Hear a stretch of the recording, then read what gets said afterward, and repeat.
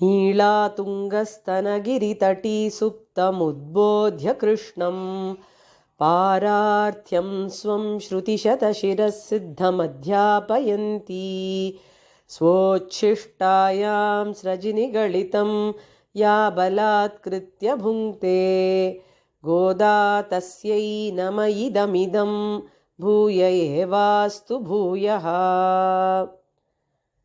கமலமுடன் வில்லிபுத்தூர் விளங்க வந்தாழ்வாழியே, காரார் நற்றுழாய் காணத் தவதரித்தாழ்வாழியே, விமலமாம் திருவாடி பூரத்தாழ்வாழியே, விட்டு சித்தன் வளர்த்தெடுத்த விளங்கிழையாழ்வாழியே, அமல திருப்பாவை ஐயாரளித்தருள்வாழ்வாழியே, ஆக 105 மூன்றுரைத்தாழ்வாழியே, அமுதனாம் அரங்கனுக்கே மலையிட்டாள் வாழியே, ஆண்டாள் தம் இணையடிகள் அனவரதம் வாழியே.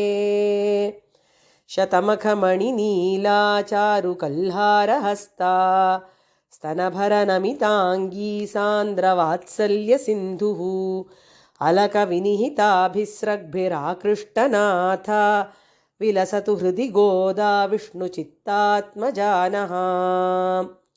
நமஸ்சபாயை. இன்றைய தினம் 22ஆம் பாசுரத்தின் அனுபவம். இப்பொழுது நாம் திருப்பாவையின் 5வது காட்சியிலே இருக்கிறோம். பெண்களுக்கெல்லாம் தலைவியாக நப்பின்னை பிராட்டி வந்து சேர்ந்திருக்கிறாள் கோஷ்டியிலே. இவள் எம்பெருமானை எப்படி எழுப்ப வேண்டும் அப்படின்னு அழகா இந்த பெண்களை வழி நடத்தி சொல்லி கொடுத்து அவர்களை சந்த சொல்றா மாதிரி திருப்பி சொல்ல வச்சா 21ஆம் பாசுரத்துல. ஆற்றப்படைத்தான் மகனே, பெரியாய், உலகினில் தோற்றமாய் நின்ற சுடரே அப்படின்னு எல்லாம் கூப்பிட்ட உடனே கண்ணனுக்கு ரொம்ப சந்தோஷமாயிடுது. பெண்களை எல்லாம் உள்ளே வரலாம் என்று அனுமதி கொடுத்து விட்டான் அவன். இப்பொழுது காட்சி எப்படி இருக்குன்னா, பெண்கள் எல்லோரும் நப்பின்னை தலைமையிலே எம்பெருமானுடைய திருக்கட்டில் பக்கத்துல நின்று கொண்டிருக்கிறார்கள். எம்பெருமான் கண் விழிக்கப் போகிறான். அப்பொழுது ஆச்சரியமாக பாசுரம் பாடுகிறார்கள் பெண்கள். அங்கண்மான் ஞாலத்து அரசர் அபிமான பங்கமாய் வந்து நின் பள்ளிக்கட்டிற்கீழே சங்கமிருப்பார் போல் வந்து தலை பெய்தோம் கிங்கிணிவாய் செய்த தாமரை பூ போலே செங்கண் சிறுச்சிறுதே எம்மேல் விழியாவோ திங்களும் ஆதித்யனும் எழுந்தார் போல் அங்கனிரண்டும் கொண்டு எங்கள் மேல் நோக்குதியேல் எங்கள் மேல் சாபம் இழிந்தேலோரெம்பாவாய். இந்த பெண்கள் எல்லாம் போன பாசுரத்திலே தங்களுடைய மமகாரத்தை விட்டு வந்தோம் என்று தெரிவித்தார்கள். மாற்றார் உனக்கு வலி தொலைந்து உன் வாசற்கண் ஆற்றாது வந்து அப்படின்னு வந்தார்கள். வலி தொலைந்து வந்தோம் அப்படின்னு சொன்னான். வலி தொலைந்ததுன்னா என்ன அர்த்தம்னு கேட்டா, அவர்களுடைய பலம், அவர்களுடைய திரள், அவர்களிடத்தில் இருந்த ஒரு கிஞ்சித் இல்லாமல் போயிற்று அப்படின்னு அர்த்தம். தன்னுடையது அப்படின்னு நினைக்கிறது மமகாரமாக ஆகும். இப்படி மமகாரத்தை விட்டோம் அப்படின்னு சொன்னா போன பாசுரத்துல, என்னுடையது அப்படின்னு நினைக்கிறது மமகாரம், நான் அப்படின்னு நினைக்கிறது அகங்காரம். இந்த பாசுரத்துல அகங்காரத்தையும் விட்டோம் அப்படின்னு சொல்லி ஆரம்பிக்கிறார். அப்படிதான் நப்பின்ன இவாளுக்கு சிக்ஷித்து சொல்லி கொடுக்கிறாளாம். மமகாரத்தை விட்டோம் அப்படின்னு சொன்னீர்கள், அது போராது அகங்காரத்தையும் விட வேண்டும் அப்படின்னா நப்பின்னை. ஏன் அப்படி சொல்றா நப்பின்னை அப்படின்னு கேட்டா, அவளே ஒரு கதை சொல்றா பெண்களுக்கு. பெண்களே, உங்களுக்கெல்லாம் இந்த கஜேந்திர மோட்ச கதை தெரியும் அல்லவா அப்படின்னு கேட்டா. பெண்கள்லாம் நன்னா தெரியுமே அப்படின்னா, அந்த கஜேந்திர மோட்ச கதையில முக்கியமான ஒரு விஷயம் இருக்கு. ஆதி மூலமே மூலமூலே திக்கின்னே அப்படின்னு இந்த யானை எப்ப கூப்பிட்டுது, எத்தனை நாழி கழிச்சு கூப்பிட்டுது, முதலை காலை பிடிச்சுண்ட உடனே கூப்பிட்டுதா அப்படின்னு கேட்டா அப்படி இல்ல சமாச்சாரம். முதலை யானை காலை பிடிச்சுண்டு, இந்த யானையோ கஜேந்திரன், கஜங்களுக்கெல்லாம் தலைவன். அதனால அந்த யானையோடைய கூட்டம் இருக்கோ இல்லையோ, அந்த கூட்டம் வந்து தங்களுடைய ராஜாவை காப்பாத்த முயற்சி பண்ணித்தான். எல்லா யானைகளும் துதிக்கையால இந்த ராஜாவை பிடிச்சு இழுக்கணும் எப்படியாவது அப்படின்னு முயற்சி முதல்ல செய்தார்களாம். கஜேந்திரனுக்கும் அந்த இருமாப்பு இருந்தது. பரவாயில்ல, நம்மளை காப்பாத்த நம்ம பிரஜைகள்லாம் வந்து சேர்ந்துட்டா இனி கவலை இல்ல அப்படின்னு நினைச்சுண்டானாம் கஜேந்திரம் கொஞ்ச நாளைக்கு. அப்புறம் அவள்லாம் இழுத்து இழுத்து பார்த்தா அதுக்கு மேல இழுக்க முடியல அப்படின்ன உடனே வேற வழி இல்லாம கிளம்பி போயிட்டாளாம். கிளம்பி போய் கொஞ்ச தூரத்துல ஒரு கூட்டம் கூட்டினார்களாம். அவ கூட்டம் கூட்டி பேசினது இந்த கஜேந்திரன் காதிலேயே விழருது.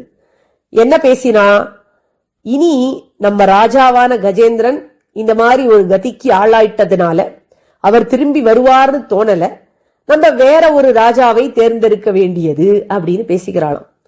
அப்போதான் கஜேந்திரனுக்கு தெரிஞ்சது, நம்மை சேர்ந்தவர்கள் அப்படின்னு நினைச்சோமே, நம்முடையதுன்னு நினைச்சோமே நம்மளுடைய ராஜ்யம், நம்மளுடைய பிரஜைகள் எல்லாம், அதெல்லாம் இல்லாமல் போயிற்றே அப்படின்னு மமக்காரம் ஒழிந்ததாம். அப்படி ஒழிந்த பொழுதிலும் அவ இல்லனா என்ன, நமக்கு நாமே இருக்கோமே அப்படின்னு நினைச்சுண்டு தன்னுடைய பலம் மொத்தத்தையும் உபயோகிச்சு அந்த முதலையினுடைய வாயிலிருந்து தன்னைத்தானே மீட்க முயற்சி செய்தானாம் கஜேந்திரன். எவ்வளவு காலம் இந்த முயற்சியை செய்து கொண்டே இருந்தான் அப்படின்னு கேட்டா 1000 வருஷங்கள் முதலையோட போராடி பார்த்தான் கஜேந்திரன். அதுக்கப்புறம் தான் முடியலை அப்படின்னு கைவிரித்து ஆதி மூலமே நாராயணாவோ மணிவண்ணா நாகணையாய் வாராய் என்னாரிடர நீ காய் அப்படின்னு கூப்பிட்டார். அதுக்கு மேல எம்பெருமான் வருகிறான். இந்த மாதிரி அகங்காரத்தையும் எப்பொழுது விட்டானோ கஜேந்திரன், அப்பொழுதுதான் எம்பெருமான் அனுகிரகித்தான். பெண்களே, இந்த கதை நன்னா இப்ப மனசுல வந்து கொடுத்தா உங்களுக்கு அப்படின்னு கேட்கிறான பின்னை அப்படின்னு யோசிக்கிறாளாம் தோழிமார்கள் எல்லாம்.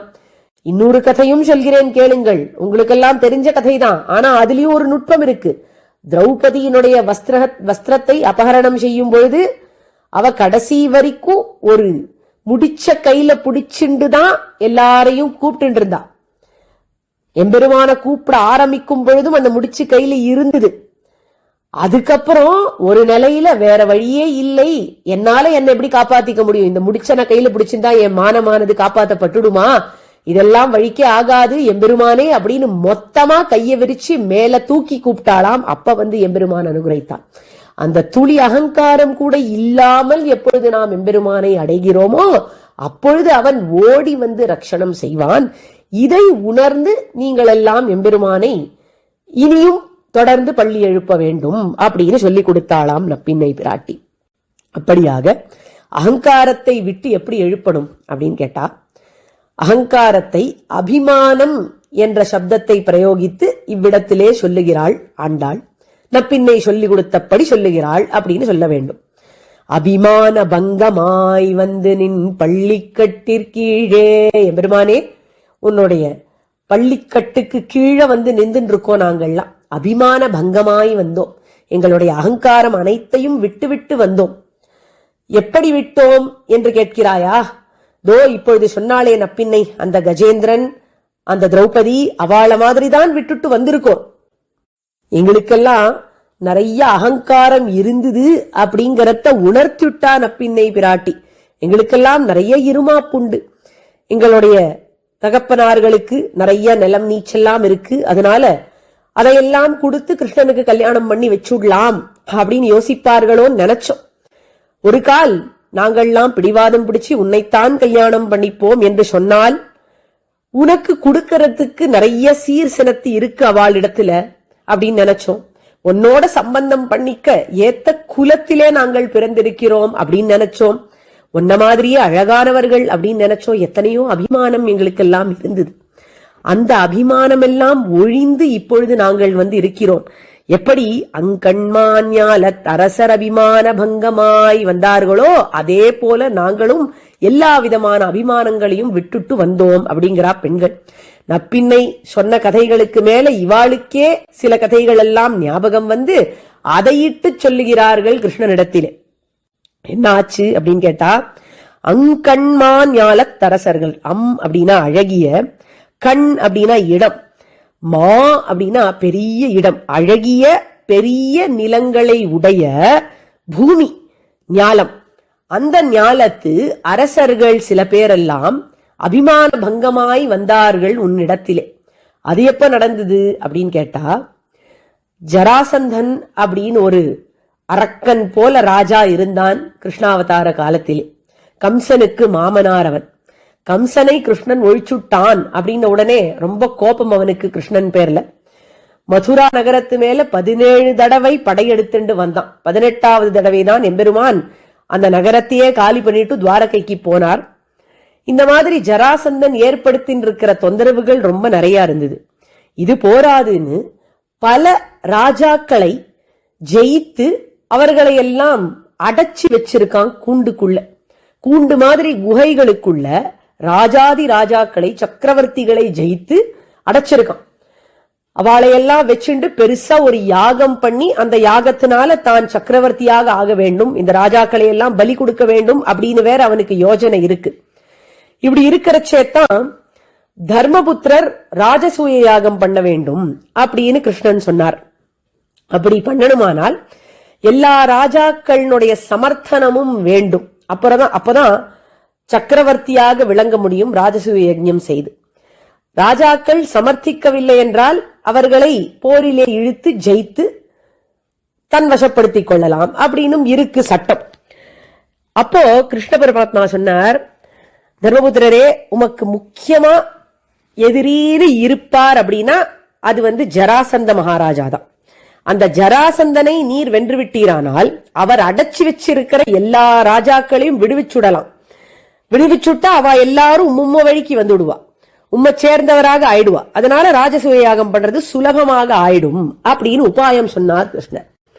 சரி, இப்ப ஜராசந்தனை எப்படி ஜெயிக்கிறது அப்படின்னு பார்த்தா, சேனையை எடுத்துட்டு போய் அனாவசியமா யுத்தத்தை கலப்பி எல்லா சைனிகர்களுக்கும் அழிவு ஏற்படுத்தி துவம்சம் பண்ண வேண்டிய அவசியம் எல்லாம் இல்ல. இந்த காரியத்தை சுலபமா பண்றதுக்கு ஒரு உபாயம் சொல்றேன் அப்படின்னு அதுக்கும் உபாயம் சொன்னான் கண்ணன். பீமண்ணா, அர்ஜுனன், நாங்க 3 பேர் மட்டும் ஜராசந்தனுடைய ஊருக்கு போறோம் மார்வேஷத்துல. அப்போ அவங்கிட்ட அப்படி பேசி அவனுடைய அகங்காரத்தை கலப்பி விட்டு அவனை சண்டை போட வைக்கலாம் பீமண்ணாவோட. பீமண்ணா ஜெயிச்சுடுவார், அப்புறம் எல்லா ராஜாக்களையும் விடுவிச்சுடலாம் அப்படின்னு யோஜனை சொன்னார் கிருஷ்ணன். தர்மபுத்திரரும் ஒத்துண்டார். அப்படியே செய்தார்கள். அந்த ஜராசந்தனை எப்படி வதம் செய்ய வேண்டும் அப்படிங்கறதையும் பீமனுக்கு கிருஷ்ணனே சொல்லி கொடுத்தார். அவனை 2ஆ பிரிச்சு போட்டால் ஒழியே அவன் மாண்டு போக மாட்டான் அப்படிங்கறத அவனுடைய கதையெல்லாம் சொல்லி எல்லாம் சொன்னார்.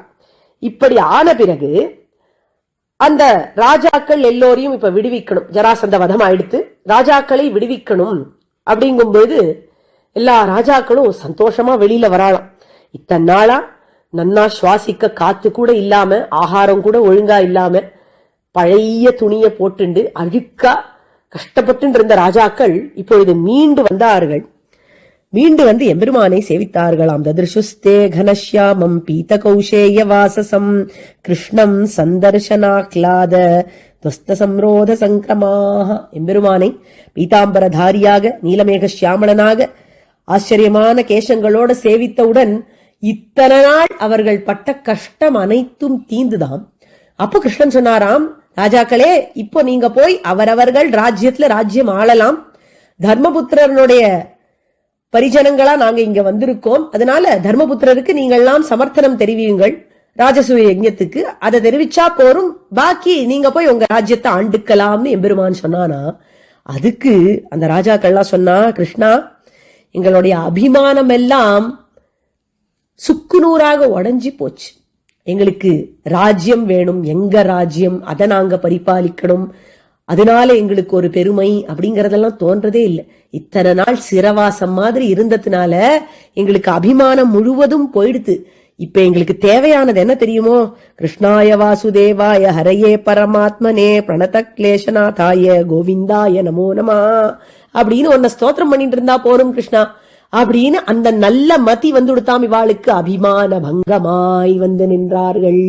அன்னைக்கு அந்த அரசர்கள்லாம் அங்கன்மா ஞாலத்தரசர்கள், அந்த அங்கன்மா ஞாலம்லாம் வேண்டாம்னு சொல்லி அபிமான பங்கப்பட்டு உன்னிடத்தில் வந்து நின்றார்களே, அதை ஞாபகம் வைத்துக் கொண்டு உன்னையே கீர்த்தனம் பாடணும்னு வந்திருக்கோம் கிருஷ்ணா அப்படின்னா பெண்கள். நின் பள்ளிக்கட்டிற்கீழே வந்தோம் அப்படின்னு சொன்னார்களே, அதுக்கு என்ன தாத்பரியம்? அதுக்கு இன்னொரு கதை சொல்லுகிறார்கள். கிருஷ்ணா, அபிமானத்தை விட்டு வந்தோம் சரி, உன்னுடைய பள்ளிக்கட்டு கீழே வந்து நிக்கிறோமே, அந்த மாதிரி ஒரு அரசன் ஒரு சமயத்துல வந்தானே, அதையும் ஞாபகம் வைத்துக் கொண்டு வந்திருக்கிறோம் அப்படின்னா பசங்க. என்ன ஆச்சு? இதே மகாபாரத கதைதான். மகாபாரதத்துல போர் அப்படின்னு தீர்மானம் ஆயிடுத்து. பாண்டவ தூதனாக எம்பெருமான் போயிட்டு வந்துட்டான் ஹஸ்தினாபுரத்துக்கு. அந்த தூது காரியகரமாக ஆகல. எம்பெருமானுடைய சங்கல்பம் காரியக்கிரமா ஆகக்கூடாதுங்கிறது, அதனால காரியக்கிரமா ஆகல.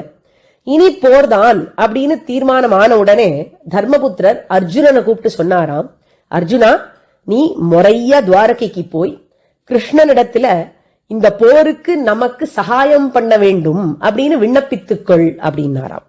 அர்ஜுனன் சொன்னா, அண்ணா இதுக்கு அவசியமே இல்லையா, நம்ம கிருஷ்ணன் அவங்கிட்ட போய் கேட்கணுமா அப்படின்னா. தர்மபுத்திரர் சொன்னா, இல்லப்பா, அப்பிரார்த்தையேன கோபாயேன்னு சொல்லியிருக்கு சாஸ்திரம். பிரார்த்தித்தால ஒழியே ரட்சணம் கிடையாதுன்னு சொல்லியிருக்கு. அதனால பிரார்த்திக்க வேண்டியதுதான் முறை, நீ போய் கேட்க வேண்டியது அப்படின்னு விட்டார் தர்மபுத்திரர். சரின்னு கிளம்பி போனான் அர்ஜுனன். இதே சமயத்துல ஹஸ்தினாபுரத்துல சகுனி மாமா துரியோதனனை கூப்பிட்டு பேசினார். துரியோதனா, நீ போய் கிருஷ்ணனிடத்துல உதவி கேட்கணும் அப்படின்னார். துரியோதனனுக்கு ஏற்கனவே கடுப்பு. இப்ப அவன் பாண்டவ தூதனா வந்துட்டு போயிருக்கிறச்சே அவனுடைய சிறை பிடிக்கிற யோஜனை எல்லாத்தையும் பங்கப்படுத்தி விட்டார் எம்பெருமான் அப்படிங்கிற கடுப்பிலேயே இருக்கான். அவனுடைய கிரகத்துல அவர் சாப்பிட வேற இல்லை, அதனால கோபத்துல இருக்கான். அந்த ஆயனை போய் மாடு மேய்க்கிறவனை போய் நான் என்னத்துக்கு நாடணும் அப்படின்னு கேட்டான். சகுனி மாமா சொன்னார், இல்லப்பா, அவன் உனக்கு செய்ய கடமைப்பட்டிருக்கான். ஏன்னா கிருஷ்ணனும் துரியோதனனும் சம்பந்திகள். கிருஷ்ணனுடைய பிள்ளை சாம்பனுக்குத்தான் துரியோதனன் தன்னுடைய பெண்ணான லக்ஷ்மணையை கொடுத்திருக்கான். அதனால சம்பந்தி, ரெண்டு பேரும் சம்பந்தியா இருக்கிறதுனால நீ உதவி கேட்டா மறுக்கவே முடியாது கிருஷ்ணனால. பெருசா என்ன ஆயிட போறது, உதவி செய்ய மாட்டேன்னு சொன்னா சொல்லலாம். அப்படி சொன்னாலும் அதுக்கு முன்னாடி கொஞ்சம் குழம்புவான் இல்லையா, அந்த குழப்பமே நம்மளுக்கு லாபம் தான். எதிரிய குழப்பி விடுறதே நம்மளுக்கு பெரிய லாபம் அப்படின்னு சூழ்ச்சியா ஒரு யோஜனைய சொன்னான் சகுனி மாமா. சரின்னு கேட்டு துரியோதனனும் வேண்டா வெறுப்பா துவாரகைக்கு கிளம்பி வந்தான். வந்தவன் நேர பெருமாளுடைய அறைக்கே வந்து சேர்ந்துட்டான். பெருமாள் தான் சர்வஜனாச்சே, இவருக்கு தெரியும் இவா ரெண்டு பேரும் வரான்னு. உடனே என்ன பண்ணினார், இவாள்லாம் வரத்துக்கு முன்னாடி அந்த அறையில இருக்கிற சேவகனை கூப்பிட்டு, இந்த அறையில ஒரு ஆசனம் கூட இருக்கக்கூடாது, ஒரே ஒரு சிம்மாசனத்தை தவிர. அந்த சிம்மாசனத்தை என்னுடைய படுக்கைக்கு தலைமாட்டுல போட்டுடணும். ஒரு படுக்கை இருக்கு அந்த அறையில, ஒரு கட்டில். அந்த கட்டிலினுடைய தலைமாட்டுல ஒரே ஒரு சிம்மாசனம் இருக்கணும், வேற எந்த சிம்மாசனமும் இந்த அறையில இருக்கக்கூடாது. அதுக்கப்புறம் என்னுடைய கால் மாட்டுல, அந்த கட்டிலினுடைய கால் மாட்டுல கால் பக்கத்துல ஒரே ஒரு முக்காலிய போட்டு வை, ஒரு ஸ்டூல். இவ்வளவுதான் இருக்கணும் ஆசனங்கள் இந்த அறையில அப்படின்னு சொல்லிவிட்டார் எம்பெருமான். அந்த சேவகனும் அப்படியே ஆகட்டும் சுவாமி அப்படின்னு சொல்லி அதே ஏற்பாடெல்லாம் பண்ணி வச்சுட்டான். கிருஷ்ணன் உறங்குவான் போல் யோகு செய்தான் வழக்கம் போல. அங்கேருந்து துரியோதனன் நேர கிருஷ்ணன் அறைக்குதான் வந்தான். துவாரபாலகர்களை கூட கண்டுகல. இவன் தான் சம்பந்தியாச்சா, அதனால அவள் உள்ள விட்டுட்டா. உள்ள விட்டு வந்து பாக்குறான். உள்ள பார்த்தா ஆசனங்கள் எங்கேயும் காணுமே. இவருக்கு மரியாதையே தெரியாது, தகுதியே கிடையாது, தரமே கிடையாது. மாடு மேய்க்கிற பைய எங்கேயாவது ராஜாக்கள்லாம் வருவான்னு சிம்மாசனம் எல்லாம் போட்டு வைக்க தெரியறதா அப்படின்னு மனசுல வச்சுட்டே இருக்கான். அப்போதான் அந்த சிம்மாசனம் கண்ணில் பட்டுது. பெருமாள் தலைமாட்டுல இருக்கிற சிம்மாசனம் கண்ணில் பட்டுது. நேர போய் உக்காண்டான். எப்பத்தான் எழுந்திருப்பானோ இவன் அப்படின்னு மனசுல நினைச்சுட்டே இருக்கான். பின்னாடியே அர்ஜுனன் வரான். அர்ஜுனன் துவாரகைக்கு முன்னாடியே வந்து சேர்ந்துட்டான், துரியோதனனுக்கு முன்னாடியே. ஆனாலும் அவனுக்கு தான் கிரமம் தெரியுமே. அதனால கோயில் காப்பான், கொடி தோன்றும் தோரண வாயில் காப்பான், எல்லாரையும் பார்த்து பேசிட்டு தேவகி வசுதேவர் எல்லாரையும் குஷல விசாரிச்சுட்டு பலராமண்ணா வணக்கம் செலுத்திட்டு அதுக்கப்புறம் மெதுவா வரான் கிருஷ்ணனுடைய அறைக்கு. வந்து பார்த்தா ஆச்சரியமா துயில் கொண்டிருக்கார் எம்பெருமான். அந்த அழக சேவிக்கலாம் அப்படின்னு கை குப்பிச்சுண்டு எம்பெருமான் திருவடி வாரத்துல நின்றுண்டு அர்ஜுனன் சேவிக்கிறான். சர்வஜனான் எம்பெருமான் இதுதான் தருணம் எழுந்திருக்கிறதுக்கு அப்படின்னு தீர்மானிச்சார். எழுந்து பார்த்தா கால் மாட்டுல நிக்கிறான் அர்ஜுனன். அர்ஜுனா வந்தையா அப்படின்னு ஆசையா கூப்பிட்டார். பின்னாடியில இந்த அநியாயம் மட்டுழியம் நான் தான் முதல்ல வந்தேன் அப்படின்னு சப்தம் கேட்டது. யாருன்னு பார்த்தா துரியோதனன். அப்படியா மகாராஜா, நீர் வந்திருக்கீரா அப்படின்னார் கிருஷ்ணன். நான் தான் முதல்ல வந்தேன் அப்படின்னு கோபமா சொன்னா துரியோதனன். சரி, எதுக்காக வந்தீர்கள் அப்படின்னு இருவரையும் கேட்டான் எம்பெருமான். ரெண்டு பேரும் சொன்னா போருக்கு சகாயம் வாங்கறதுக்காக வந்திருக்கோம் அப்படின்னு. அப்ப துரியோதனன் சொன்னா, நான் தான் முதல்ல வந்தேன், எனக்கு தான் முதல்ல சகாயம் பண்ண வேண்டியது அப்படின்னா. கிருஷ்ணன் சொன்னார், வாஸ்தவம் தான், உமக்கு சகாயம் பண்ண நான் கடமைப்பட்டிருக்கேன், நீர் சம்பந்தி. இவனும் எனக்கு அத்தை பிள்ளை அத்தான், இவனுக்கும் நான் சகாயம் பண்ண கடமைப்பட்டிருக்கேன். ஆனா ஒரே ஒரு சின்ன சாஸ்திரம் இருக்கு, எப்பொழுதுமே தேர்ந்தெடுக்கக்கூடிய உரிமை சின்னவர்களுக்கு தான் உண்டு. அர்ஜுனன் உம்மோட வயசுல சின்னவன், அதனால அவன் பின்னாடி வந்திருந்தாலும் நான் அவனை முதல்ல பார்த்த ஒரு காரணம், இன்னொரு காரணம் அவன் வயசுல சின்னவன், அதனால அவன் தேர்ந்தெடுக்கட்டும். இப்ப என்கிட்ட 2 விஷயங்கள் இருக்கு, நான் 2 விதமா உதவி புரியலாம்னு நினைக்கிறேன். அதுல எந்த உதவி யாருக்கு வேணும் அப்படின்னு தேர்ந்தெடுக்கிற உரிமையை முதல்ல நான் அர்ஜுனனுக்கு கொடுக்கறேன், அதுதான் சாஸ்திரம் நோட்டார். துரியோதன மகாராஜா எதிர்பார்ப்போட இருக்காரு, என்னத்தான் கொடுக்க போறா, சைன்யத்தை 2ஆ வெட்டி கொடுக்க போறானா, என்ன நடக்க போறது அப்படின்னு பார்த்துட்டு இருக்காரு. அப்ப கிருஷ்ணன் சொன்னார், ஒருத்தருக்கு என்னுடைய நவகோட்டி நாராயண சைன்யத்தை கொடுப்பேன், என்னோட நல்லா சண்டை போடுவா ஒரு யோத்தாவும் அதுல அவளை கொடுக்கறேன். இன்னொருத்தருக்கு ஆயுதம் எடுக்காத என்னையே கொடுக்கறேன் அப்படின்னா. இதுல தேர்ந்தெடுக்க வேண்டிய உரிமை அர்ஜுனனுக்குன்னு சொல்லிவிட்டாரா. துரியோதனனுக்கு கொந்தளிக்கிறது மனசு, எங்கேயாவது இவன் நவகோட்டி நாராயண சைன்யத்தை வாங்கிட்டு போயிட போறானே, இந்த வெறும் கிருஷ்ணனை வச்சுட்டு என்ன பண்றது, வெண்ண வேற வாங்கி தரணும், தினம் செலவுதான், அனாவசியம் தான் அப்படின்னு நினைச்சுக்கிறான். அப்போ அர்ஜுனன் ஒரு நிமிஷம் கூட யோசிக்காம கை குப்பிச்சுண்டு, கிருஷ்ணா உன்னை தவிர வேற எதுவும் வேண்டாம் எங்களுக்கு, எங்கள் பக்கலிலே நீதான் வர வேண்டும் அப்படின்னு கேட்டான். சந்தோஷப்பட்டு துரியோதனனும் அந்த நவகோட்டி நாராயண சைன்யத்தை வாங்கி சென்றான். வாங்கி சென்றவனுக்கு கடைசியில என்னாச்சு, கொல்லாமா கோல் கொலை செய்து பாரத போர் எல்லா ஆச்சேனையும் இருநிலை தவிழ்த்த எந்தாய், எல்லா சைன்யங்களும் கடைசியில போச்சு. அபிமான பங்கமாய் பள்ளிக்கட்டின் கீழே நின்ற அர்ஜுனனுக்கு ஜெயம் சேர்ந்தது. பள்ளிக்கட்டிற்கு மேல அபிமானத்தோட இருந்த துரியோதனனுக்கு அழிவு சேர்ந்தது. அப்படி அபிமான பங்கமாய் உன்னுடைய பள்ளிக்கட்டிற்கு கீழ் பிரதேசத்துல கிழக்கே எப்படி பெரிய பெருமாள் திருவடியை நீட்டின்றிருக்காரோ அந்த மாதிரி தேவரீரும் நீட்டின்றிருக்கீர். அதனால அந்த இடத்துல தான் நாங்கள்லாம் குடியிருந்து உம்மை பிரார்த்தித்து கேட்கிறோம் அப்படின்னு பெண்கள் எல்லாம் அபிமான பங்கமாய் வந்தார்கள் அப்படின்னு சொன்னார்களாம். இப்படி அபிமான பங்கமாய் கோஷ்டியா வந்திருக்கோம் அப்படின்னு அழகா சொல்றா. சங்கம் இருப்பார் போல் தலை பெய்தோம் அப்படிங்கிறா. கோஷ்டியா வந்திருக்கோம்னா என்ன அர்த்தம்னு கேட்டா, இவாள மாதிரி இன்னும் நிறைய பேர் இந்த அபிமான பங்க மனப்பான்மையோட இருக்கிறார்கள் அப்படிங்கறத ஞாபகம் வச்சுண்டு சொல்லுகிறார்களாம். இப்போ அர்ஜுனன் கதையை சொல்லிவிட்டா, அதே போலதான் பரதாழ்வானுக்கு ராஜ்யம் அப்படின்னு சொன்ன உடனே அவருக்கு அது திருணம் போல தெரிஞ்சுதான். மத்வா திருநாய பரதோ மணிபாத ரக்ஷே ராமேண தாம் விரஹிதாம் ரகுராஜதானீம் துவாமேவ சப்ரணயமுஜ்ஜயினீம் அவந்தீம் மேனே மகோதயமயீம் மதுராமயோத்யாம். ஆச்சரியமா சொல்றார் சுவாமி தேசிகன். திருணமாய் மதித்தார் பரதன் ராஜ்யத்தை. அதற்கு பிறகு இந்த பாதுகையை அவருடைய தலையிலே எழுந்தருள பண்ணினான் எம்பெருமான். ஏன்னா இவன் அபிமான பங்கமாய் வந்தான் அல்லவா, எந்தவித அபிமானமும் இல்லாமல் அகம்ச ராஜ்யம் ராமஸ்ய சேஷம் அப்படின்னு சொன்னான். நான் இந்த ராஜ்யம் 2 பேருமே ராமனுக்கு சேஷபூதர்கள் அப்படிங்கிற மனப்பான்மையுடன் இருந்தார் பரதாழ்வான். அந்த அபிமான பங்கமாய் வந்த பரதனுக்கு முடிசூடினார் எம்பெருமான் பாதுகையினால. அந்த பாதுகை இவருக்கு கிடைச்ச பிறகு அந்த ராஜதானியே இவருக்கு உஜ்ஜயினி மாதிரியும் அவந்தி மாதிரியும் மதுரை மாதிரியும் அயோத்தியா மாதிரியும் இருந்ததாம். என்ன அர்த்தம்னு கேட்டா, உஜ்ஜயினி அப்படிங்கிறது ஜெயத்தை உரிய ஒரு இடம் அப்படிங்கிற அர்த்தத்திலே வரும். அவந்தி அப்படிங்கிறது ரட்சிக்கிற இடமாக வரும். அவனம் என்றால் ரக்ஷணம் என்ற அர்த்தம். மதுரா அப்படிங்கிறது இனிமையான இடம் அப்படிங்கிற அர்த்தத்திலே வரும். மதுரா அப்படிங்கிறது ஊரையும் குறிக்கும். அதே போல அயோத்தியா அப்படிங்கிறது கலங்கா பெருநகர் போல இருந்தது அந்த அயோத்தியான நகரம் அப்படிங்கறதை குறிக்கும்.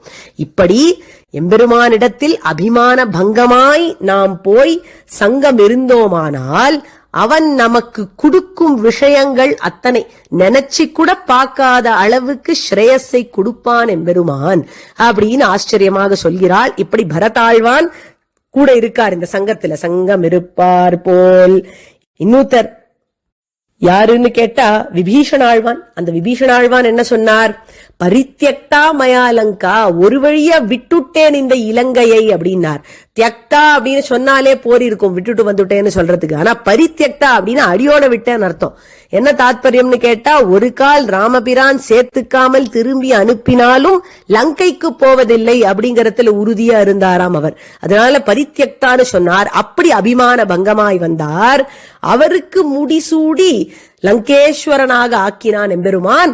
அந்த விபீஷணன் கோஷ்டியிலேயும் நாங்கள் இருக்கிறோம். பரதன் கோஷ்டி, விபீஷணன் கோஷ்டி, அர்ஜுனன் கோஷ்டி, சங்கம் இருப்பார் போல் எல்லாத்துக்கும் மேல சுவாமி தேசிகனுடைய கோஷ்டி.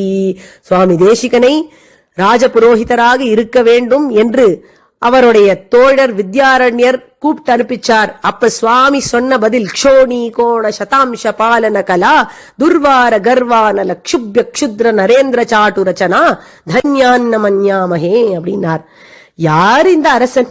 இந்த அரசர்கள்லாம் என்னவோ பெருசா தங்களை நினைச்சுக்கிறாளே, இவாதான் பெரிய இடத்தை ஆள்றான்னு நினைச்சுக்கிறாளே. இவ ஆளக்கூடிய இடமெல்லாம் என்னது தெரியுமா? எவ்வளவு தெரியுமா? எவ்வளவு எள்ளளவு தெரியுமா? பெரிய இந்த பிரபஞ்சம், அதுல ஒரு ஓரத்துல ஒரு பிரம்மாண்டம், அந்த பிரம்மாண்டத்துல ஒரு ஓரத்துல பிருத்திவி அப்படிங்கிற ஒரு லோகம், 14 லோகங்கள்ல ஒரு லோகம், அது ஒரு ஓரத்துல இருக்கு. அந்த பிருத்திவியில ஒரு ஓரத்துல ஒரு பாரத வருஷம், அந்த பாரத வருஷத்துல ஒரு ஓரத்துல ஒரு பரத கண்டம், அந்த இடத்துல ஒரு ஓரத்துல ஒரு ஊர், அந்த ஊருக்கு இவன் ராஜா. அதை போய் பெருசா நினைச்சுட்டு இருக்கானே அப்படின்னு பரிகாசம் பண்ணி ஹீ ஹா அப்படின்னு சிரிக்கிறார் இந்த ஸ்லோகத்துல சுவாமி தேசிகன். அப்படி அபிமான பங்கமாய் வந்தார். அவருக்கு கிடைச்ச பேரை பத்தி சொல்லவும் வேண்டுமோ? கவிதார்க்கிக சிம்ஹம் என்ன, சர்வதந்திர சுதந்திரன் என்ன, வேதாந்தாச்சாரியன் என்ன, சம்பிரதாயத்துக்கே ஒரு பெரிய சக்கரவர்த்தியாக திகழ்ந்தார் சுவாமி தேசிகன். அப்படி அபிமான பங்கமாய் வந்து சங்கம் இருந்தோம் சங்கம் இருப்பார் போல் வந்து தலை பெய்தோம் இவ்வளவு சொன்னார்களா? சரின்னு எம்பெருமானுக்கு ரொம்ப சந்தோஷமாயிடுது. அபிமான பங்கமாய் வந்தீர்கள் அப்படின்னு ஒத்துண்டுட்டேன், என்ன வேணும் உங்களுக்கு அப்படின்னு கேட்டான். அப்போ ரொம்ப அழகா சொல்றா, கிங்கிணிவாய் செய்த தாமரை பூ போலே செங்கண் சிறுச்சிறுதே எம்மேல் விழியாவோ அப்படிங்கிறா. எம்பெருமானே, நீர் திருக்கண்ணை திறந்து எங்களை பார்க்க வேண்டும், கட்டாட்சிக்க வேண்டும். அது எப்படி திறக்க வேண்டும் அப்படின்னு கேட்டா, கிங்கிணிவாய் செய்த தாமரை பூ போலே அப்படிங்கிறா. கிங்கிணி அப்படின்னு ஒண்ணு இருக்கும். இந்த பாத கட்டக்கத்துல எல்லாம் அழகா மணிமணியா தொங்கும். அந்த மணியில ஒரு பிளவு இருக்கும், வாய் போல இருக்கும். அதுதான் கிங்கிணி வாய். அந்த மணிக்கு கிங்கிணின்னு பேரு. அந்த கிங்கிணியினுடைய வாய் இப்படி லேசா பிளந்திருக்கும். அந்த லேசா இருக்கிற பிளவு மாதிரி மெதுவா கண்ணை திறக்கணும் அப்படிங்கிறா. கிங்கிணி வாய் செய்த தாமரை பூ போலே, மலர்ந்து கொண்டிருக்கிற தாமரையை போல் மெதுவா மலர வேண்டும் அப்படின்னு சொல்றா. இது என்ன, பெண்கள்லாம் இந்த மாதிரி எம்பெருமானை ஆணையிடுகிறார்களே அப்படின்னு கேள்வி வந்துதாம் ஒரு காலக்ஷேப கோஷ்டியிலே. அது என்ன காலக்ஷேப கோஷ்டின்னு கேட்டா, இதுதான் பெரிய திருமலை நம்பி அப்படிங்கிறவர் நடத்தின காலக்ஷேபம். திருப்பாவைக்கு காலக்ஷேபம் சொல்றார். அவருக்கு 2 சிஷ்யர்கள் தான் அந்த சமயத்துல. யாருன்னு கேட்டா, ஒருத்தர் சாக்ஷாத் எம்பெருமானார், இன்னொருத்தர் எம்பார். சுவாமி ராமானுஜரும் கோவிந்த பட்டர், அதாவது எம்பாரும் சேர்ந்து இந்த காலக்ஷேபத்தை கேட்டு இருக்கா. இப்படி பெண்கள் எல்லாம் எம்பெருமானுக்கு ஆணையிடுகிறார்களே, அது ஏன் அப்படின்னு கேட்டாராம் ஆச்சாரியன். ஆச்சரியமா எம்பார் பதில் சொல்லிட்டார், அது வேற ஒண்ணும் இல்ல, செங்கண் அப்படிங்கிற சப்தத்தை போட்டிருக்கா இல்லையா, அதனால எம்பெருமானுடைய திருக்கண்கள்ல அந்த சமயத்துல செம்மை இருந்ததுன்னு தெரிஞ்சுதான். செம்மை ஆசையினாலதான் வரும். ஆசை இருந்தா செவந்து போகுமா கண்கள். இந்த பெண்களை எல்லாம் பார்த்து ஆசையோட எம்பெருமான் பார்த்து விட்டான். அவளுக்கு தெரிஞ்சு கொடுத்து, கொஞ்சம் ஆசை இருக்குன்னு தெரிஞ்சு விட்டா போரும், உரிமையோட சொல்வார்கள் பெண்கள்.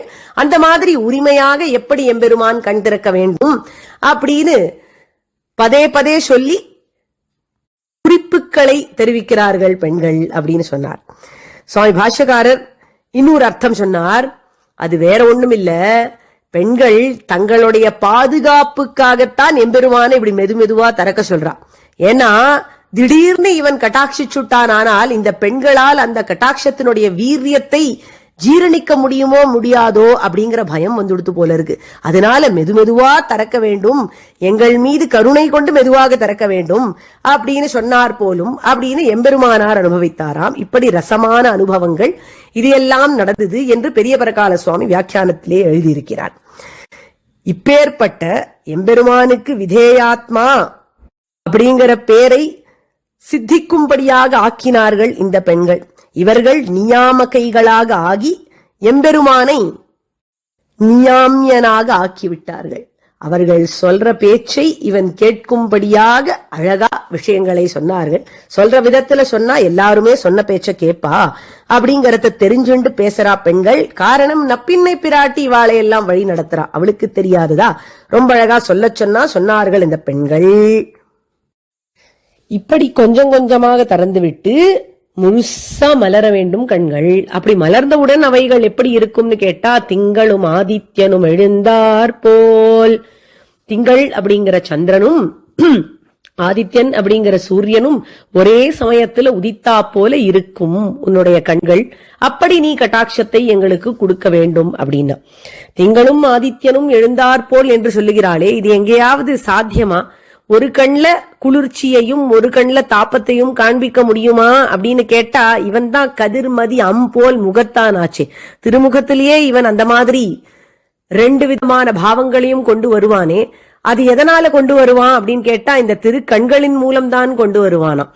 கண்கள்ல ஒரு பக்கம் ஆசிரித்தர்களை பார்த்தா குளுமையா சந்திரன் போல கட்டாட்சம் வரும், இன்னொரு பக்கம் துஷ்டர்களை பார்த்தால் எரித்து விடும்படியாக சூரியனின் கிரணங்கள் வருமாம். இதைத்தான் சீற்றத்தோடு அருள் பெற்றவன் அப்படின்னு சொல்லுவார்கள். எங்க இதை பார்க்கலாம்னா, நிருசிம்மாவதாரத்துல பார்க்கலாம். குழந்தை பிரகலாதனை பார்க்கும் பொழுது திங்கள், ஹிரண்யகசிபுவை பார்க்கும் பொழுது சீரும் ஆதித்யன். திங்களும் ஆதித்யனும் எழுந்தார் போல். எம்பெருமானிடத்துல இந்த மாதிரி சூரியன் சந்திரன் அப்படிங்கிறது இருக்கிறது வழக்கம் தானா. ஏன்னா பெருமானுடைய திருக்கண்கள்ல இருந்துதான் சூரியன் வந்தான் அப்படின்னு வேதம் சொல்லுகிறது. அவனுடைய மனசிலிருந்து சந்திரன் வந்தான் அப்படின்னு வேதம் சொல்லுகிறது. அதே போல எம்பெருமானுடைய திருக்கரங்கள்ல இருக்கிற சங்கமும் சக்கரமும் சந்திரனும் சூரியனும் போல நீலாச்சலோதித நிஷாச்சர பாஸ்கராபே சாந்தாஹிதே சுரபதே தவ சங்க சக்ரே பாணேரமுஷ்ய பஜதாம பயப்ரதஸ்ய பிரத்யாயனம் ஜகதி பாவயத ஸ்வபூம்னா அப்படின்னு அழகா பாடுகிறார் சுவாமி தேசிகன் தேவநாயக பஞ்சாசத்திலே. இந்த மாதிரி திருக்கண்களிலேயும் சந்திர சூரியர்களை ஒரே சமயத்திலே காண்பித்து எங்களுக்கு அனுகிரகிக்க வேண்டும் அப்படின்னா, அப்புறம் பெண்கள்லாம் யோசிச்சு பார்த்தா, இந்த பெருமாளுடைய திருக்கண்களுக்கு என்ன ஓமானம்லாம் சொல்றோம் நம்ம. கிங்கிணிவாய் செய்த தாமரை பூ அப்படிங்கிறோம், திங்கள் அப்படிங்கிறோம், ஆதித்யன் அப்படிங்கிறோம். இதெல்லாம் சொன்னா போருமா? அந்த மாதிரியா இருக்கு எம்பெருமானுடைய திருக்கண்கள் முழுமையா அப்படின்னு கேட்டா, எந்த உபமானமும் சொன்னாலும் அது போருமாக ஆகாது, சதிருஷமாக ஆகாது. அப்ப என்ன சொல்லணும்? அந்த கண்ணு மாதிரி தான் இருக்கு. கண் அப்படின்னா, திங்களும் ஆதித்யனும் எழுந்தார் போல் கண் இரண்டும் கொண்டு. கண் அழகிய கண், அந்த கண்ணுக்கு அதுவே சதிருஷம். கண் இரண்டும் கொண்டு எங்கள் மேல் நோக்குதியேல். அந்த அழகிய கண்கள் இரண்டையும் கொண்டு எங்கள் மேல் நோக்குதியேல் அப்படின்னு சொன்னான். எங்களை கட்டாட்சிக்க வேண்டும் அப்படின்னு ஒரு அர்த்தம் வருகிறது. இன்னொரு சுவாரஸ்யமான அர்த்தம் என்ன அப்படின்னு கேட்டா, எங்கள் மேல் நோக்குதியேல் அப்படிங்கறத எம் கண் மேல் நோக்குதியேல் அப்படின்னும் கொள்ளலாம்.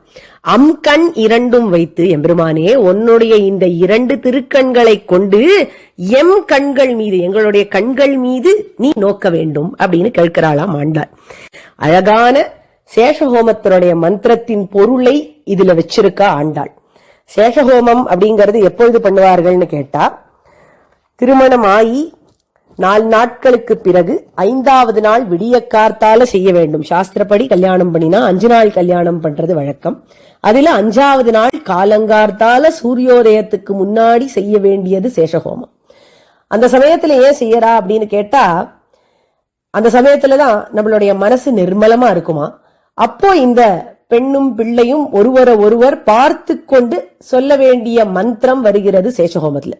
பல பிரக்கிரியைகள் உண்டு, அதுல முக்கியமான ஒரு கட்டம், இந்த பெண்ணும் பிள்ளையும் ஒருவர் பார்த்து மந்திரம் சொல்லணும். பெண் எப்படி வேத மந்திரம் சொல்லலாம் அப்படின்னு கேட்டா, அவ சார்பா அந்த பிள்ளையே சொல்லுவான். பிள்ளைக்கு சொல்ல தெரியலன்னா வாத்தியார் சொல்லுவார்.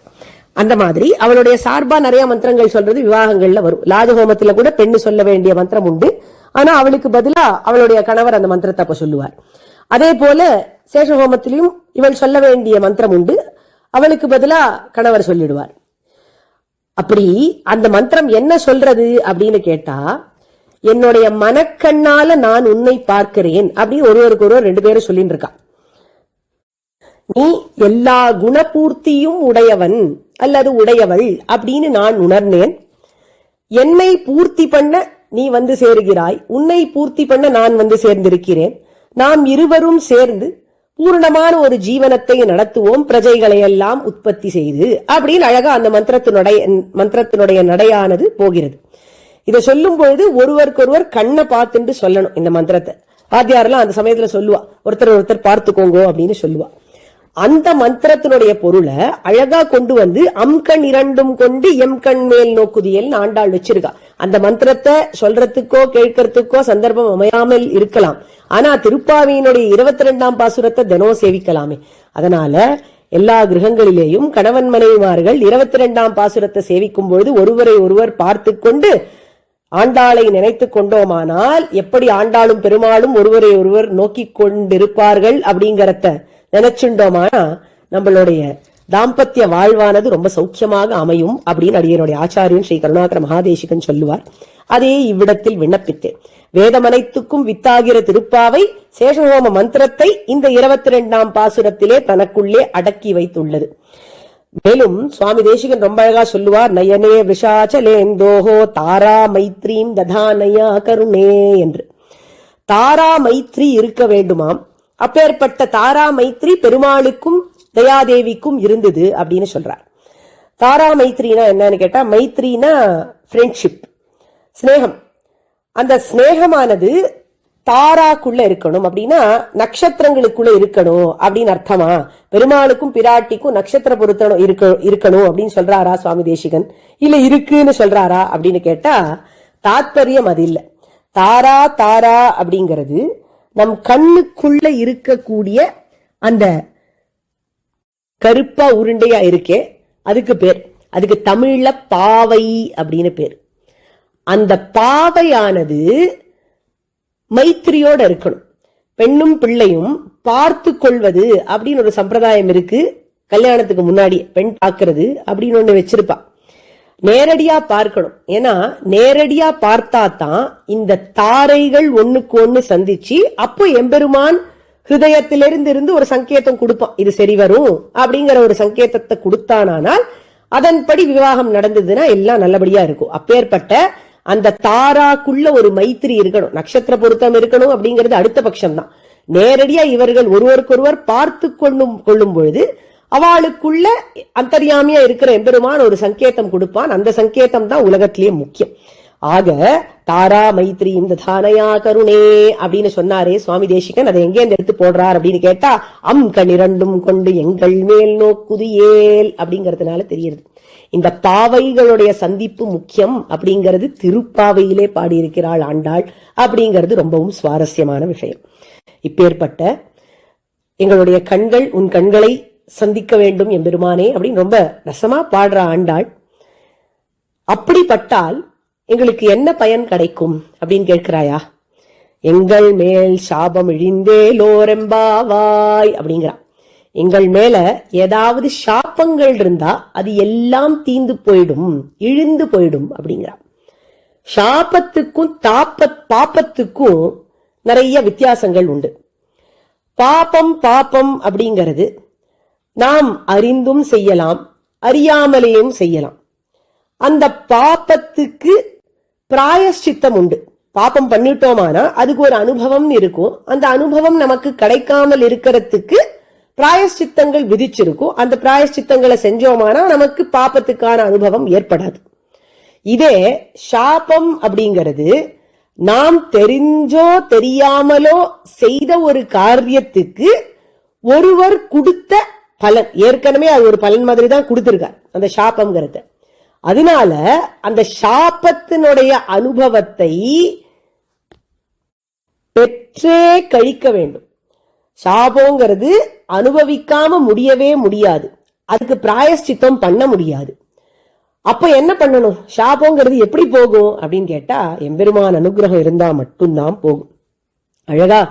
அழகிய மணவாள பெருமாள் நாயனார் சொல்லுவார், எம்பெருமானே உன்னுடைய திருவடி துகள் பட்டத்தினால சாபம் நீங்கிய கதை உண்டு. உன்னுடைய வியர்வை பட்டதுனால சாபம் நீங்கிய கதை உண்டு. உன்னுடைய ஆத்துக்காரி கட்டாட்சம் பட்டதுனால சாபம் நீங்கிய கதை உண்டு. அதே போல உன்னுடைய சம்பந்தத்தினால் நீராட்டம் ஏற்பட்டதனால் சாபம் நீங்கிய கதை உண்டு அப்படின்னார். அந்த மாதிரி எம்பெருமானுடைய ஏதாவது ஒரு சம்பந்தம் இல்லாத போனால் சாபம் நீங்காது. இது என்ன கதைகள்? 4 விஷயம் சொல்லியிருக்காரே இவர் அப்படின்னு கேட்டா, முதல்ல எம்பெருமானுடைய திருவடி துகள் பட்டவுடனே அகல்யைக்கு சாபம் நீங்கித்து. ரொம்ப அழகா விஷ்ணு புராணத்துல மகரிஷி சொல்லுவார், தர்சன மாத்திரேன அகல்யாம் அபாபம் சக்கார அப்படின்னு. முதல்ல எம்பெருமான் கல்லாகிற இந்த அகல்யை கட்டாட்சித்தான். அந்த கல்லை முதல்ல பார்த்தான். பார்த்த உடனே அவளுடைய பாப்பம் எல்லாம் நீங்கி விடுத்தான். பாப்பம் நீங்கின பிறகு அப்புறம் சாப விமோச்சனம் தானே. அப்புறம் திருவடியை கொண்டு போய் வச்சான். அவளுடைய சாபம் நீங்கித்து அழகிய பெண்மணியா அவ வந்தா. இப்படி எம்பெருமானுடைய திருவடி துகளானது சாபம் போக்கிய கதை. அடுத்தது எம்பெருமானுடைய வியர்வையினால் ஒருவருக்கு சாபம் போச்சு. அது யாரு? அதுதான் சிவபெருமான். பிண்டியார் மண்டையேந்தி பிறர்மனை திரிதந்துண்டும் உண்டியான் சாபம் தீர்த்த ஒருவனூர் அப்படின்னு எம்பெருமானுடைய வியர்வை பட்டதனால கபால மோட்சமாகி அந்த சாபத்திலிருந்து விடிவு காலம் வந்தது சிவபெருமானுக்கு. இது ஒரு கதை, எம்பெருமான் வியர்வையினால் சாபம் போன கதை. மூன்றாவதான கதை, எம்பெருமானுடைய மகிழ்ச்சியான லக்ஷ்மி தேவியின் கட்டாட்சம் பட்டதனால் சாபம் நீங்கிய கதை. ஆலோக்யத்வாம் அமிர்த சஹஜே விஷ்ணு வக்ஷஸ்தலஸ்தாம் ஷாபாக்ராந்தா சரணமகமன் சாவரோதா சுரேந்திராஹ அப்படின்னு சொல்லுவார் சுவாமி தேசிகன். இந்திரனுடைய சாபமானது, துர்வாசசு கொடுத்த சாபமானது பிராட்டியினுடைய திரு கட்டாட்சத்தினால நீங்கித்து. நான்காவது, சந்திரனுக்கு ஒரு சாபம் ஏற்பட்டிருந்தது. சந்திரனுக்கு என்ன சாபம்? அவருடைய மாமனார் கொடுத்த சாபம். தக்ஷ பிரஜாபதி அவருக்கு மாமனார். தக்ஷ பிரஜாபதிக்கு பல பெண்கள், அதுல ஒரு 33 பேரை சந்திரனுக்கு கொடுத்தாராம். 33 பேர் யாருன்னா 33 நட்சத்திர தேவதைகள். 27 தானே நட்சத்திரம் அப்படின்னு கேட்டா அதுல ஒரு நுட்பம் இருக்கு. கிருத்திகா நட்சத்திரத்துக்கு 4 பிரிவுகள் உண்டு, அதனால அவளுக்கு 4 தேவதைகள். அதே போல விசாகா நட்சத்திரத்துக்கு 2 பிரிவுகள். இப்படியாக 27 இல்லாமல் 33 பெண்கள் இருந்தார்களாம். எல்லாரையும் கல்யாணம் பண்ணி கொடுத்தார் தக்ஷ பிரஜாபதி. ஆனா அதுல சந்திரனுக்கு ரோஹிணி கிட்டக்க மட்டும் தான் பிரியம் ஜாஸ்தி. மத்த பெண்கள்லாம் எப்பொழுதும் அவ அப்பா கிட்டக்க போய் போய் அழுவாளாம். அப்போ தக்ஷ பிரஜாபதி சொல்லி பார்த்தார், எப்படியாவது திருந்தி வாழணும், எல்லா மனைவிகள் கிட்டக்கையும் ஒரே மாதிரி ஸ்நேகமா இருக்கணும்லாம் சொல்லி பார்த்தார். சந்திரன் கேட்கும்படியா இல்ல. உடனே உனக்கு க்ஷயரோகம் வர வேண்டும் அப்படின்னு சபித்துட்டார். சந்திரன் என்ன பண்றதுன்னு தெரியாமல் எம்பெருமானிடத்தில் போய் மன்றாடி நின்றான். அப்பொழுதுதான் எம்பெருமான் அழகியது ஒரு புஷ்கரணியை ஏற்படுத்தி சந்திர புஷ்கரணி என்று அதற்கு பெயர் கொடுத்து சந்திரனை அதிலே நீராட்டி அவனுக்கு சாப விமோச்சனம் ஏற்படும்படியாக அனுகிரகித்தான். இப்படியாக எம்பெருமான் சம்பந்தப்பட்ட தீர்த்தத்தினால் அந்த தீர்த்தத்திலே நீராடி இந்த சந்திரனிற்கு சாபம் போச்சு. இப்படி உன்னுடைய சம்பந்தம் கிடைத்தால் எந்த விதமான சாபமும் நீங்கும். இப்பொழுது உன்னுடைய கட்டாட்சத்தை பெற்று சாபம் நீங்க பெறுவோம் நாங்களும், எங்கள் மேல் சாபம் இழிந்தேலோரெம்பாவாய் அப்படின்னு அழகாக பாடினார்கள் பெண்கள். இதை கேட்டு எம்பெருமான் கண் விழிக்காமல் இருந்திருப்பானா? இவ்வளவு அழகா பேசுகிறார்களே, இத்தனை விஷயங்கள் இவாளுக்கு தெரியறதே, இவ்வளவு கதைகள் சொல்லுகிறார்களே, இவ்வளவு பிரமாணங்கள் சொல்லுகிறார்களே அப்படின்னு கேட்டு சந்தோஷப்பட்டு எம்பெருமான் கண் விழித்தான். அதற்கு மேலே என்ன நடந்தது அப்படிங்கிறது அடுத்த பாசுரத்திலே சொல்லுகிறார்கள். சதமகமணி நீலா சர்ங்கிணஸ்துல்ய ரூபா ஷயகிருத சுகபோதா ஷர்வரி காந்தவக்த்ரா ஷமித சகலதாபா ஷாதிதா பவ்யஜாதா சரணமுபகதானாம் சம்சதா சௌதுகோதா. ஆண்டாள் திருவடிகளே சரணம்.